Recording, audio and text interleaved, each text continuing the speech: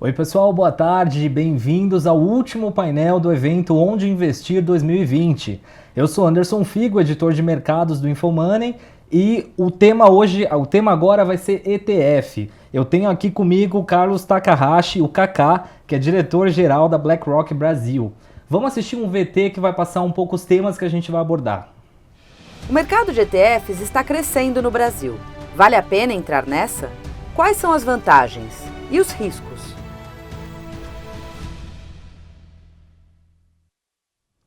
Só lembrando que quem quiser mandar perguntas sobre ETF pode deixar aqui na página de transmissão do evento ou diretamente no nosso canal do Infomoney no YouTube. Kaká, obrigado, bem-vindo aqui ao nosso evento, muito obrigado pela participação. Eu agradeço. Eu já quero começar assim, de cara falando um pouco sobre o número de investidores, né, em ETF. A gente viu um salto, né, muito grande desde dezembro de 2018 para o final do ano passado, mais do que dobrou isso, né? Por quê? O que motivou essa alta? Olha, acho que é um conjunto de fatores, né? Não dá para atribuir esse crescimento a um único fator. Os ETFs, como você sabe, existem aqui no Brasil desde 2008. Nós lançamos o primeiro ETF, né, que é o BOVA, que replica o índice da Bolsa de Valores nossa aqui do Brasil, né? Eu acho que sim. Primeiro, a taxa de juros, obviamente, né? Essa queda de taxa de juros fez com que os investidores começassem a repensar nos seus portfólios, pensar em alternativas com custos mais adequados e assim por diante. Então, o fator de diversificação, sobretudo, né? Então, sem dúvida nenhuma, esse foi um fator muito importante. O outro fator que eu acho muito relevante também é a mudança dos canais de distribuição, né? Então, alguns produtos de investimento são tipicamente produtos de distribuição dos grandes bancos, não é? E o ETF é um produto de corretora. Então, essa vinda das corretoras, né, fazendo essa disrupção no mercado, também ajudou, porque as corretoras, não é, são os novos players aí desse mercado e, obviamente, passam a também ofertar novos produtos. Então, seguramente, essa composição, taxa de juros baixa, diversificação e novos canais de distribuição trouxeram o ETF para um novo patamar em termos de quantidade de investidores também. Entendi. Bom, Kaká, eu acho que nem todo mundo também está muito familiarizado com os ETFs. Se você puder explicar um pouco o que eles são, como funcionam, quais as vantagens, acho que para a pessoa que está assistindo ficar sabendo direito o que é o Legal. Outro dia até a gente estava brincando, né? Uma sopinha de letras, né? Mais uma, né? Porque todo mundo tem que se habituar com com os jargões, com as palavras específicas, e aí vem as abreviações, né? Os acrônimos, né? Como que às vezes assusta um pouco, né? Que assusta, né? E a hora que você fala o nome inteiro, né? Exchanged Traded Funds, né?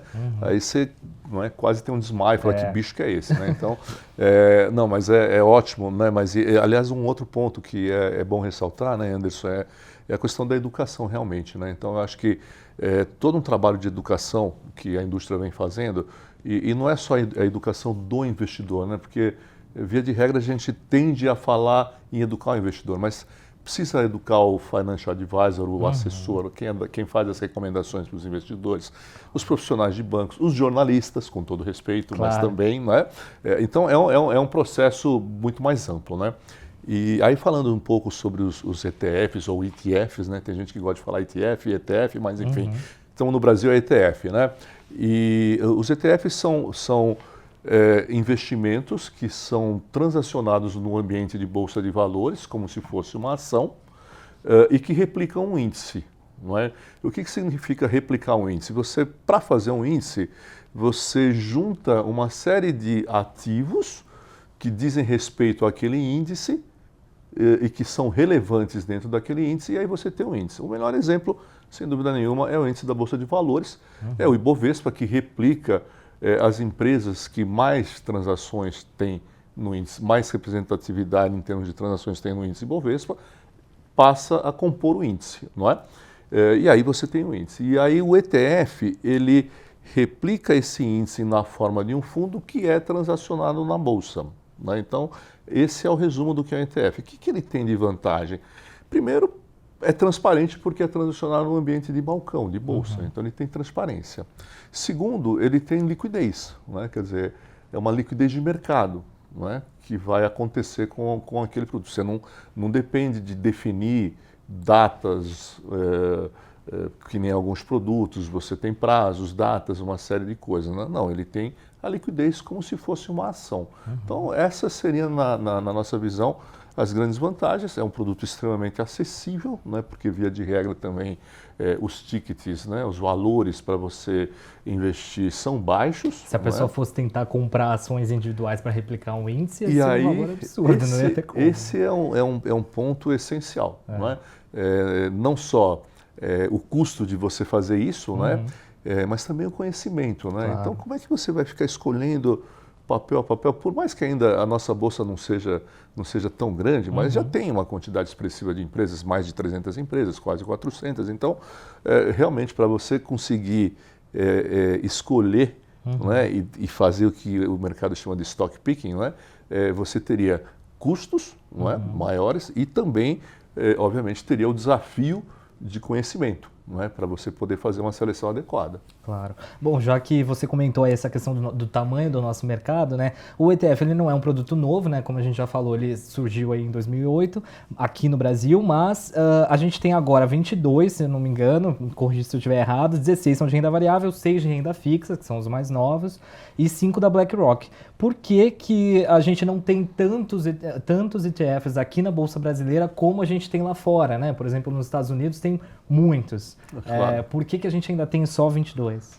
Primeiro por uma razão, parece que é uma resposta muito simples, né? Mas a primeira razão é a própria demanda. Né? Então, tanto que o mercado ficou durante um bom tempo somente com os ETFs de renda variável, apesar da grande discussão sobre ETFs de renda fixa que vira e mexe acontecer no mercado, mas durante um longo tempo, nos últimos 2 anos e pouco, é que vieram os ETFs de renda fixa. Né? Então, primeiro, sem dúvida nenhuma, a demanda de mercado. Né? E outra, que a exemplo de uma ação, o ETF também, para ele fazer sentido, né, um ativo para fazer sentido ser transacionado na Bolsa, ele precisa com o tempo, ele precisa obviamente ter liquidez e ter volume de trading. Né? E quando você fala de índice, você também precisa ter ativos, não é? Que consigam ser transformados no índice. Não é? Então, ele tem que ter qualidade na precificação, tem que ter uma série de atributos para se transformar no índice. Então, aqui no Brasil, de alguma forma, você tem ainda alguns mercados que estão em ascensão. Não é? Seguramente, no futuro, vários outros índices deverão ser constituídos e, com isso, deverão gerar novos ETFs para o mercado. Mas demanda e atributos que precisavam avançar para que você tivesse uma diversidade maior de ETFs, a exemplo do que você tem nos mercados lá fora, especialmente nos Estados Unidos. Entendi. Eu queria que você comentasse um pouco sobre esses ETFs de renda fixa, né, que foram os mais recentes, que foram lançados. Até uma coisa meio curiosa, porque a renda fixa todo mundo fala, perdeu a atratividade, porque a Selic caiu e tal, mas aí lançaram ETFs de renda fixa. Como funciona? Faz sentido esse ETF? Por que foram lançados agora especificamente de renda fixa? E tem novos entrantes, né? A gente viu aí Bradesco entrando, a Mirai entrando, lançando de renda fixa. Você acha que isso pode atrair também outros participantes para o mercado? Olha, quanto mais, eu acho que o grande ponto, aí eu vou extrapolar um pouco a conversa sobre ETF. Né? Nós ficamos durante muito tempo com o mercado relativamente fechado ao que acontece no exterior, ao que o exterior já oferece. Né? Então, qualquer ETF é muito bem-vindo no mercado. Né? Então, quanto mais ETFs nós tivermos, renda fixa ou renda variável, quanto mais gestores, quanto mais players nós tivermos, tanto melhor para o investidor, não é? Porque ele vai ter mais opções, vai ter mais alternativas e esse mercado vai crescer. Então é aquela coisa, enquanto você está no mundo sozinho, é difícil de fazer as coisas crescerem. Claro. Agora, a hora que vem 1, 2, não é? 3, 4 não é? Gestores olhando para aquilo, e todo mundo ganha, todo mundo cresce. Né? Então esse é um primeiro ponto que eu acho importante. Com relação à renda fixa em específico, a minha visão é que, assim, é interessante, o mercado de renda fixa é enorme no Brasil, não é? Então, uma coisa que o mercado sempre questionou um pouco, tudo mais, é a transparência, né? Transparência de preços e tudo mais. Então, ter o ETF de renda fixa vai ajudar bastante nisso, mas claro que cada instituição que lançou tem a sua estratégia, não é? Obviamente, você tem a questão dos fundos de renda fixa passivos sofrendo uma pressão muito grande nos seus preços, na taxa de administração, né? E a hora que o ETF vem para o mercado, obviamente ele vem adequar a precificação desse tipo de produto. Então também eu acho que isso traz uma contribuição para o mercado. E é natural a tua pergunta, porque você tem os fundos de renda fixa, você tem o Tesouro Direto, né, que é uma outra opção. O Tesouro Direto ficou ali patinando durante um bom tempo, né, aí a própria Secretaria do Tesouro ajustou o produto, fez uma série de coisas, e ele ganhou tração e começou a se desenvolver, começou a ganhar volume, relevância.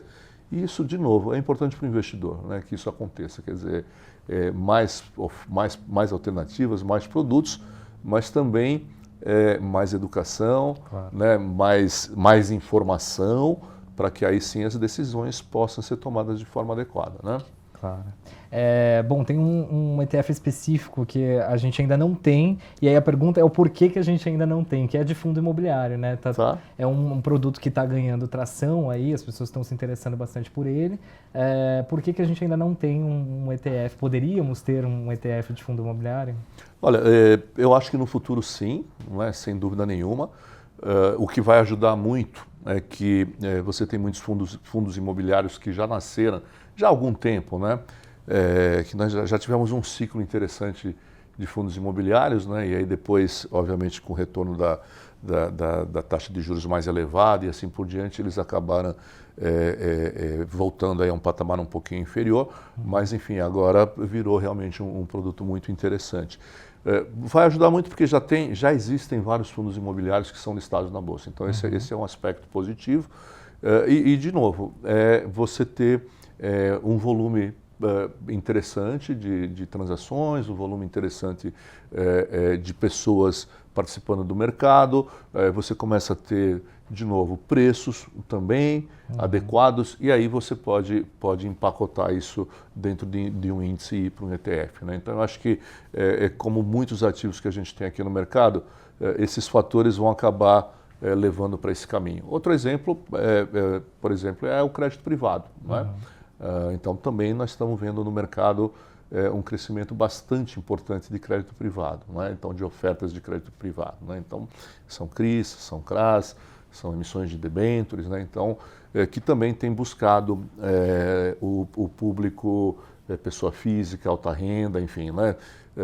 E de novo, né? Na medida que o mercado comece a ter uma dinâmica de mercado secundário mais intensa, comece a ter uma dinâmica de precificação também mais transparente e mais consistente, né? Quer dizer, essas ferramentas, né, o mercado tem que desenvolver sempre, aí sim você começa a ter um ambiente muito interessante para colocar mais ETFs aí à disposição dos investidores. Você acha que esse aumento de investidores pessoas físicas na Bolsa também pode estimular isso, né? Porque hoje em dia a maior parte do volume do ETF é por investidor institucional, né? Sim, eu vou responder de trás para frente. De fato, o maior volume, na maioria dos ETFs, é de institucional, não é? Mas tem já uma participação, como você falou no começo, né?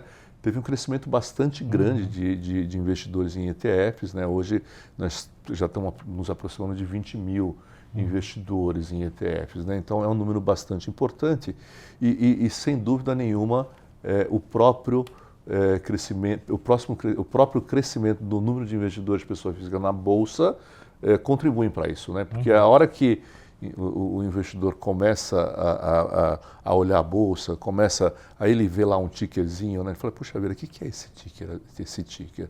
Que empresa é essa? Ele vai lá ver, não, isso é um ETF, não, isso é um fundo imobiliário, não, isso é uma debênture, enfim. Aí ele começa a se sentir estimulado, né? E fica aguçado para entender aquilo. Então, com certeza, ajuda muito. Entendi. Né? Bom, vou ler agora algumas perguntas de leitores. Tem o Leandro, está perguntando se o ETF é um investimento de curto, médio ou longo prazo. Olha, você tem que sobretudo, estar olhando, né, quando você faz o que está dentro do ETF, né? Então, se você está olhando um ETF de renda variável, obviamente ele é um investimento de longo prazo, né? Ele é caracteristicamente de longo prazo. Mas, claro, sempre ele tem a possibilidade, ele tem a própria dinâmica do ETF, ele permite que, obviamente, você utilize ele no curto prazo também, em estratégias de curto prazo. Né? Então, essa flexibilidade, né, do ETF é que também o torna um investimento bastante interessante. Não é? A Rosa Silva está perguntando por que alguns ETFs não possuem boa liquidez. Olha, o principal ponto é esse, exatamente o que nós falamos, né? É o número a liquidez está muito relacionada ao número de investidores, a essa dinâmica toda, né? Obviamente você tem os market makers, tem toda uma infraestrutura, né? Um ecossistema, né, no produto para prover essas questões todas, né? Mas, obviamente, como em qualquer investimento dessa natureza, quanto mais investidores, quanto mais transações você tiver, as questões de liquidez também vão se adequando, né? Entendi. Bom, ela também está perguntando quais ETFs a BlackRock pretende lançar no mercado. Olha, nós pretendemos... Tem dois pontos que eu acho que é importante comentar com relação a isso, né? Primeiro, nós temos uma variedade muito grande de ETFs no nosso portfólio internacional. Então, com esse processo todo de diversificação, dos investidores olharem para outros tipos de ativos, né, para poder tanto ter maior retorno quanto poder administrar melhor os riscos da carteira, nós temos uma visão muito clara de que nós precisamos ajudar a internacionalizar mais o mercado brasileiro. Então, os ETFs internacionais, obviamente, são um composto muito importante para isso, não é? Mas, claro, tem uma série de questões que precisam ser resolvidas, tem questões regulatórias, enfim, para isso se tornar algo acessível de uma forma mais fácil e eficiente. O outro lado é o de ETFs domésticos, o mercado local. E quanto ao mercado local, é tudo uma questão de oportunidade, não é? Então, nós ficamos sempre olhando, não é? Você falou de imobiliário, falou um pouco de mercado de crédito privado, e tem outros mercados, não é? Que eventualmente podem se tornar interessantes, mercados temáticos, eventualmente, né? Coisa que se utiliza muito lá fora, né? Quer dizer, você tem desde ETFs amplos até ETFs temáticos, até ETFs mais específicos. Então, a gente olha tudo isso aqui no mercado local para ver o momento certo de lançar. Porque um outro ponto que acho que eu vou aproveitar e comentar, Anderson, é que assim, você vê, nós temos hoje vários ETFs que replicam o Ibovespa, não é? No final das contas, até que ponto isso é benéfico ou não para o investidor, não é? Porque é o mesmo índice, algum detalhe muito peculiar de taxa de administração, eventualmente alguma possibilidade de aluguel de ações, que é alguma coisa que ajuda o ETF a melhorar o seu desempenho, mas ele sempre vai ter que cumprir aquilo que é a essência do seu objetivo, replicar o índice, né? Então, para o mercado, talvez seja mais interessante que venha ETFs diferentes mesmo, como você comentou. Talvez não mais um renda fixa em uma geral, não mais né, alguma coisa no campo da renda fixa que replique algo que já tem na bolsa, mais um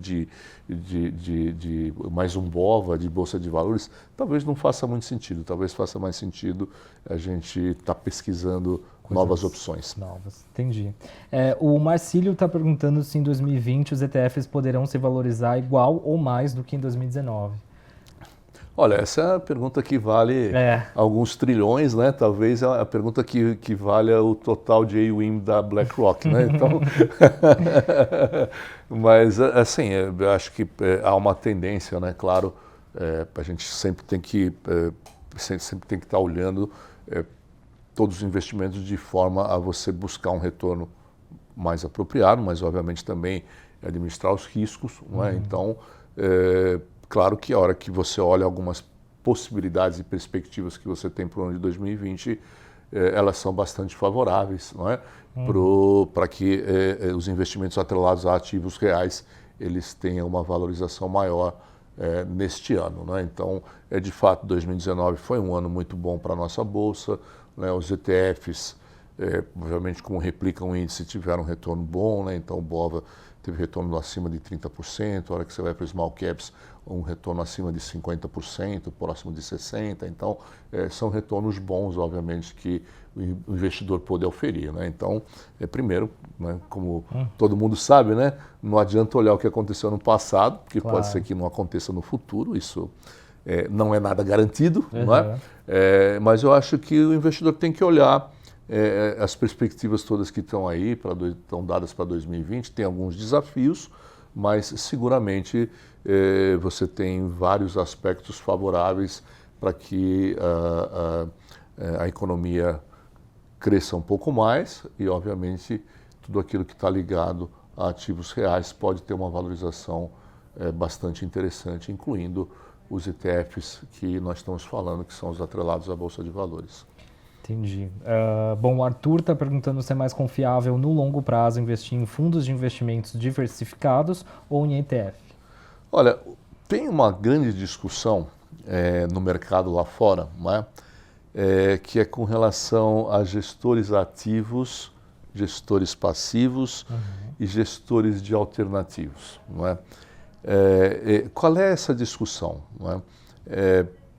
Uma é que, pelo que você paga pelos gestores ativos, para os gestores ativos, eventualmente eles não conseguem entregar aquilo que o que você paga deveria acontecer, né? Então, essa é uma discussão que está lá fora. E aí houve uma grande migração, tanto que o mercado de ETFs continua crescendo tremendamente lá fora, não é? Para você ter uma ideia, ano passado a BlackRock terminou com 5,9 trilhões de ativos sob gestão, e esse ano nós terminamos, 2019, terminamos com 7,4 trilhões de ativos sob gestão. Então, isso é um sinal claro de que esse mundo de ETFs, claro que a BlackRock tem fundos de investimento, tem alternativos, tem tudo no seu portfólio, mas efetivamente esse mundo continua crescendo. Então, então tem muita gente que tem olhado com esse olhar, né? Enfim, que é um olhar um pouco associado a valor agregado preço, né? E aí vem uma outra discussão que hoje é muito importante no mercado, que é você usar o ETF para gestões ativas, não é? Então, você não precisa necessariamente chegar e falar, não, eu quero ter algo mais, uma gestão passiva, índice, aqui, vou para o ETF. Não, você pode, através do uso dos diversos ETFs, ou seja, de diversos índices que você está ali transacionando, você, através de uma modelagem de portfólio, você pode encontrar uma eficiência maior, um custo menor e um retorno maior. Então, é uma outra discussão que o mercado vem fazendo. Mas enfim, o ponto principal, eu acho que para o investidor é ter a compreensão que os fundos podem ser uma ótima alternativa em algumas circunstâncias, os ETFs podem e são uma ótima alternativa em outras circunstâncias, e aí o planejamento e a gestão desse portfólio por parte dos investidores é que vai determinar o melhor retorno, né? Então, e ter um não impede de ter o outro. Exatamente. Também, né? Eu acho que esse é a chave. Essa é uma frase muito boa, porque é o seguinte, muitas vezes a gente fala em diversificação e aí as pessoas, eu tenho a impressão que via de regra a gente tem um modelo mental que você fala em diversificar, aí você fala em trocar um pelo outro, né? Pois é. Não é trocar um pelo outro, não é? Diversificação é uma coisa inclusiva, é para incluir, né? Então não é para você substituir, né? Então acho que esse é o grande ponto mesmo. Legal. Bom, Carlos, Cacau, eu queria agradecer sua presença, a gente não tem mais tempo para o nosso painel. Muito obrigado mais uma vez por ter vindo aqui, foi bem rico o nosso papo. Legal. E, bom, para quem está assistindo, a gente chega ao fim aí do evento Onde Investir 2020, né? Ao longo da semana, foram mais de 12 horas de transmissão ao vivo em vários painéis sobre vários temas. Então, queria, em nome do InfoMoney, agradecer a audiência de todos vocês. Lembrando que quem perdeu alguma transmissão ao vivo, pode entrar no canal do InfoMoney no YouTube, que lá vão estar todos os vídeos disponíveis para vocês assistirem. Até a próxima!